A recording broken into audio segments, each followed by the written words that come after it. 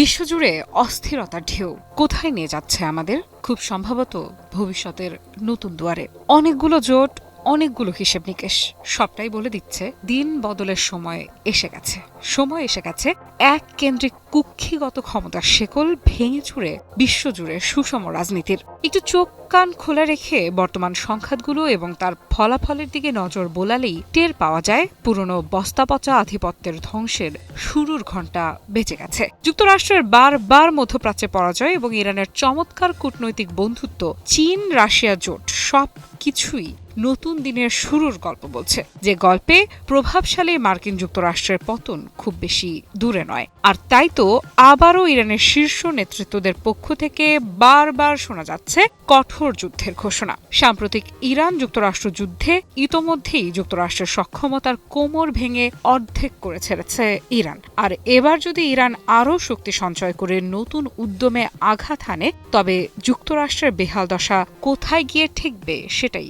ভাবনার বিষয়।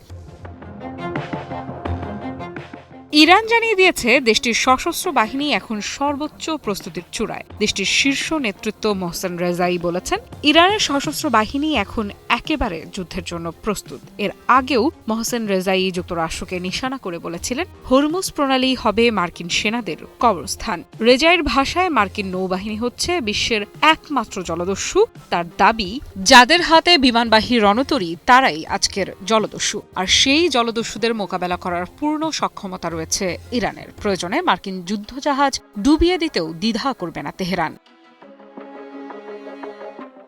যুক্তরাষ্ট্রের প্রেসিডেন্ট ডোনাল্ড ট্রাম্পের প্রশাসন যখন হরমুজ প্রণালী ঘিরে সামরিক চাপ বাড়াচ্ছে, তখন পাল্টা কৌশল সাজাতে ব্যস্ত ইরান। বিশ্বের অন্যতম গুরুত্বপূর্ণ জ্বালানি রুট হরমুজ প্রণালী যেন এখন মূল যুদ্ধের ময়দান। প্রায় 20% বৈশ্বিক জ্বালানি সরবরাহ এই পথ দিয়ে যায়। আর এই পথ নিয়ন্ত্রণই ইরানের সবচেয়ে বড় কৌশলগত শক্তি।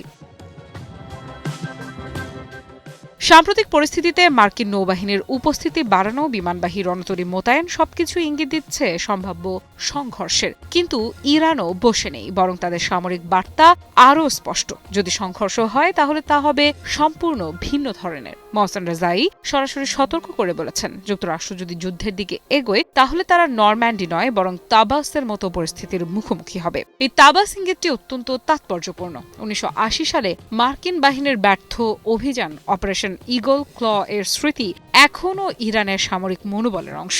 অর্থাৎ তেহরান বোঝাতে চাইছে তাদের ভূখণ্ডে যে কোনো অভিযানই যুক্তরাষ্ট্রের জন্য ভয়াবহ পরিণতি ডেকে আনতে পারে।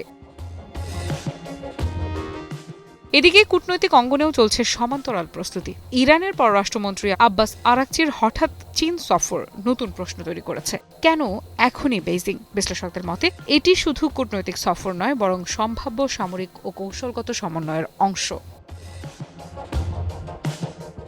চীন ইতোমধ্যেই ইরানের অন্যতম বড় অর্থনৈতিক ও জ্বালানি অংশীদার। শুধু তাই নয়, 25 বছরের কৌশলগত চুক্তির মাধ্যমে দুই দেশের সম্পর্ক এখন গভীর সামরিক ও প্রযুক্তিগত সহযোগিতার দিকে এগিয়েছে।